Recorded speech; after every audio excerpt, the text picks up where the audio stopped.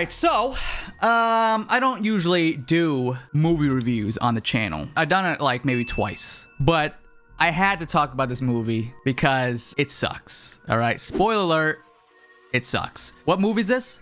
It's Morbius, or from what the internet is calling it, Morbius, which I like that name better than Morbius. So here's the thing, all right? Full on spoilers. I'm gonna talk about everything. I'm saving you guys money by talking about spoilers in this. So if you've not watched it, you save money. All right. If you did watch it, I'm sorry. Here we go. I'm gonna talk about it. First things first. I will say the movie was better than what I expected, but that's just because I went into the movie with the lowest expectations. My bar was literally beneath the meter. The 1 through 10, that's a scoring. I put it -5 going into the movie. And then I went out of it, and the movie was like a 3 for me. Maybe if I went in there with like an open mind, it might have been like a 2 or a 1. But maybe because I thought the movie was literally going to be like trash, like garbage fire, it was above garbage fire. So it's just garbage. Now let me explain why. The movie does not know what it wants to do. Okay? First of all, who in their right mind wanted a Morbius movie? I can name nobody, because Morbius is like a D tier Spider-Man villain.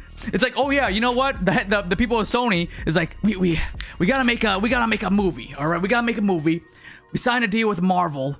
They're making Tom Holland Spider-Man movies. We can't make a Spider-Man movie, but we have the properties of Spider-Man villains, so we can make a Venom movie. Yes, but Venom makes sense.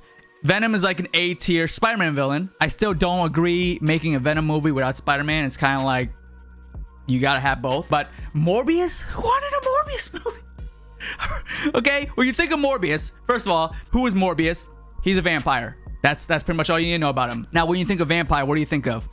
Blood, right? Oh my god. I want your blood. That's what they always say, right? The vampires. First of all, it's not rated R. It should have been rated R. Second of all, they did the cheapest thing. Sony did the thing to avoid the rated R. So you have a vampire that loves blood, but to get around the rated R rating, they made this fake blood in the movie, this plot of fake blood, and it's blue. It's like Kool-Aid. And that's what Morbius drinks in the movie. It's there just so they don't have to make the movie rated R. And I love every time Morbius drinks the blood or the fake blood.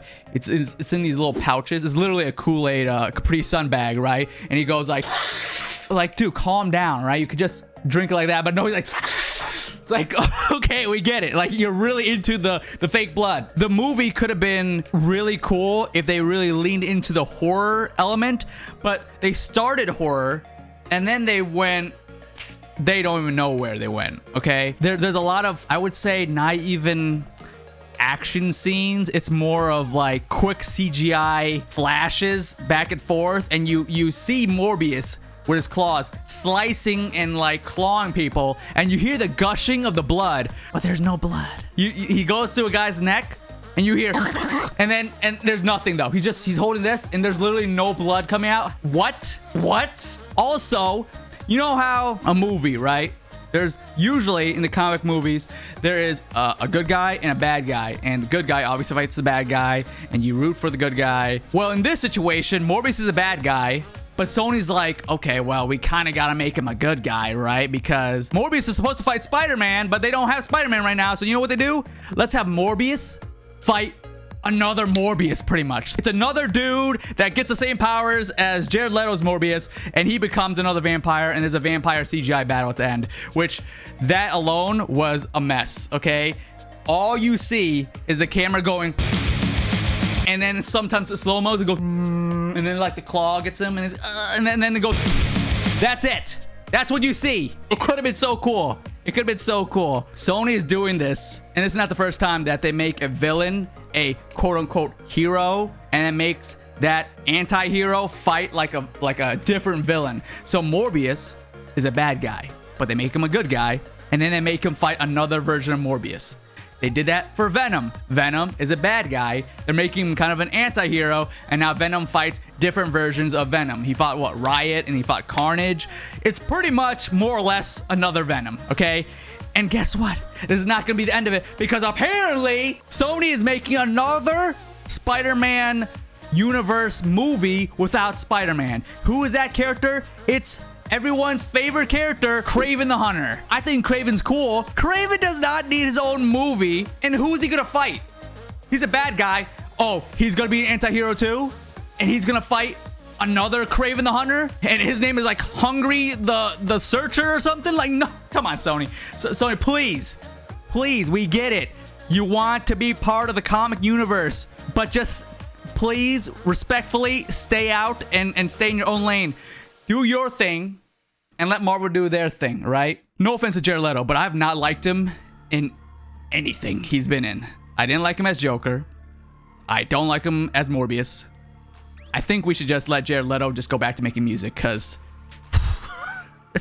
I'm not digging the Morbius. There's a lot of cool ideas that the movie starts. You know, in the trailer where Morbius cuts his hand and then he puts it out like this and then like bats fly at him?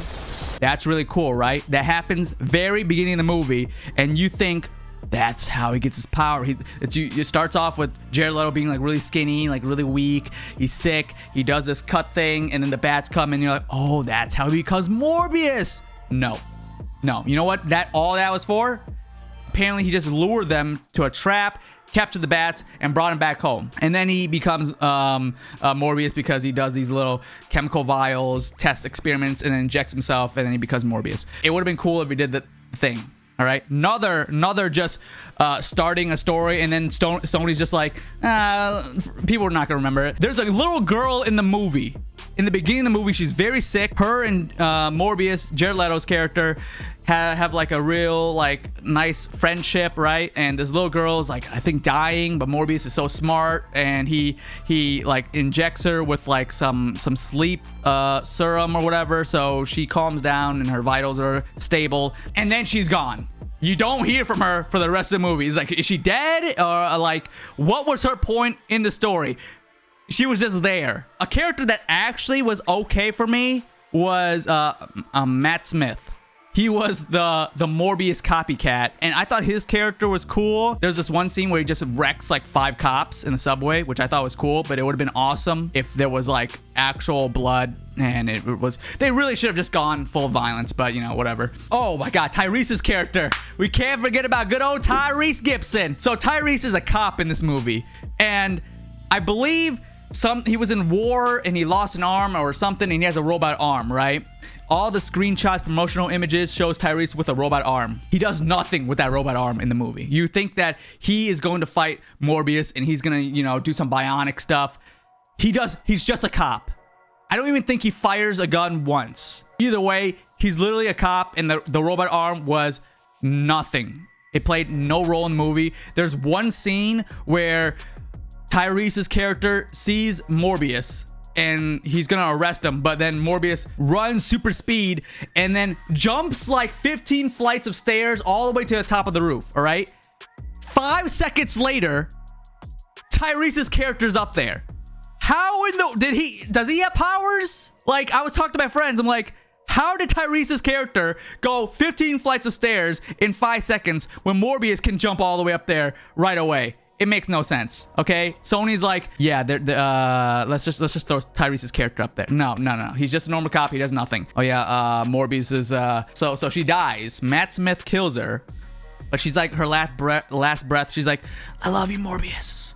And then Morbius like is kissing her, all right, and then she bites his lip to get like vampire blood in her. I think that's the most blood we see in the whole movie, that little bite right there. And then she dies after biting him, and then Morbius gets really angry and then sucks all the blood out of her. So does that mean that at that point, isn't all the blood in her body in Morbius? So that bite that she made doesn't make any sense. But later in the movie, after the fight, she's laying on the ground, her eyes open, and she's like a vampire now, whatever. But let's get to the best part of the movie here. Let's get to the greatest WTF moment of the movie, and that is the after credits. Okay, this part triggered me so much because it makes no sense.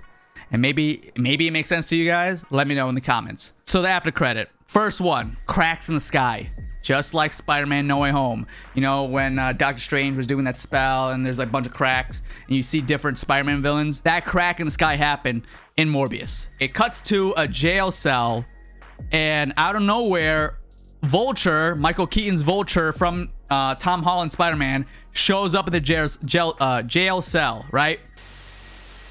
Because of reasons. There's literally no reason why he's there. Just because Sony's like, you know, Marvel, you have done some good with these characters, but I'm just gonna borrow them really quick. Why is Michael Keaton's Vulture in the Morbius universe? In the Sony universe? The spell for Doctor Strange, if I'm getting this correctly, is it takes other characters from other universes and brings it to the MCU universe. People that know who Spider-Man or Peter Parker, right? It doesn't shoot people to other universes. If anything, Morbius would have been brought to MCU, but they took an MCU character, Vulture, and brought it to the Sony universe. Why? Again, I don't know. It just happened. But then the news reports like Vulture was in jail for no apparent reason, so we're letting him go free, okay? We're like, sure, all right, whatever. So there's 2 after credit scenes. That was the first one. The second one, you see Morbius driving to a desert, okay? I don't know how long of a gap it's been between the end of the movie and then this scene right here, but the after credit is he drives into a desert, he pulls out his little phone or whatever, and he's getting a text or he's supposed to meet someone right here. It then shows a bright light coming at him. And who do you know? It's Michael Keaton's Vulture showing up, flying in and saying, I don't know what I'm doing here, but I'm pretty sure it's about Spider-Man. And then Morbius is like, interesting. And that's it. Now I'm going to tell you guys why this doesn't make sense. First of all, again, why in the world is Michael Keaton's Vulture in Sony Universe? Doesn't make sense.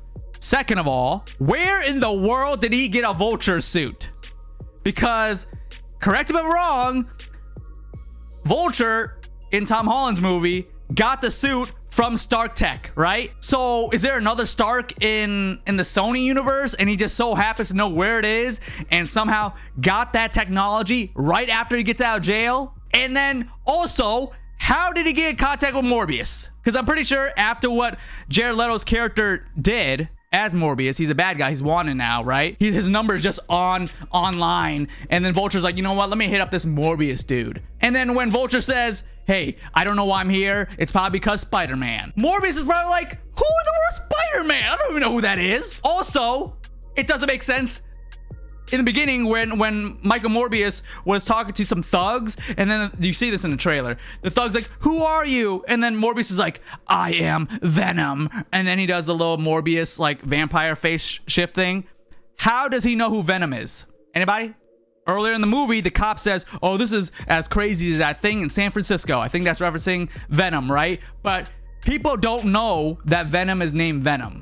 People know it's a big creature. He doesn't go online and say, hey guys, I'm Venom. The people that know who Venom is named Venom is either Eddie Brock or the loved ones around Eddie, and then the villains that eventually died. He doesn't go, like, everyone doesn't know who Venom is, so that doesn't make sense. How does Michael Morbius know who Venom is? So that line was just a throwaway because Sony's like, we gotta make people know that Morbius is connected to the Venom universe. And then also people are saying that Vulture got the Vulture outfit in the end of Amazing Spider-Man 2 with Andrew Garfield, where, you know, the scientists were walking through the laboratory and you see Vulture's wings in the background. No, these were literally Tom Holland Vulture wings. They were the legit, not the small ones in Amazing Spider-Man. Sony is just trying to make something happen here. It's not working. It's not working. Stop trying to make villain movies of Spider-Man characters.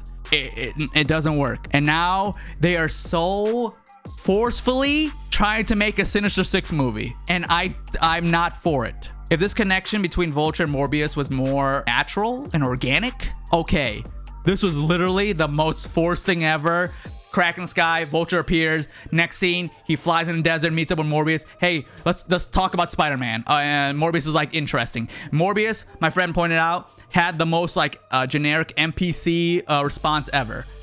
He's like, oh, Spider-Man? Interesting, cool. No more questions. Who's Spider-Man, right? That's my first question. The big old prediction rumor mill here is that Sony is going to do an Andrew Garfield Amazing Spider-Man 3. Would I like to see that? Sure. But the thing is, If Andrew Garfield, Spider-Man, is going to take on the Sinister Six, how is that going to work? Because big spoilers for Spider-Man No Way Home.